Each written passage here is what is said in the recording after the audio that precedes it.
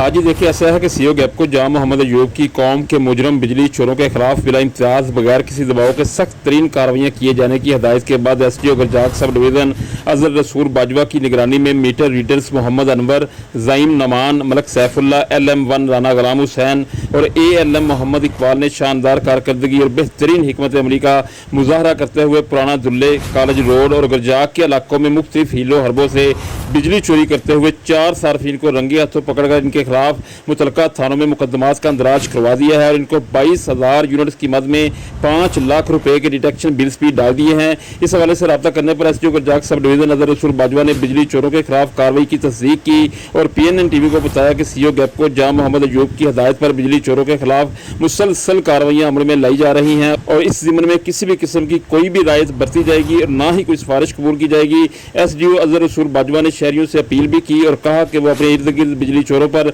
कड़ी नज़र रखें और ऐसे अनासर की इतला फौरी तौर पर गैपको की हेल्पलाइन 118 पर देकर जिम्मेदार शहरी होने का सबूत दें।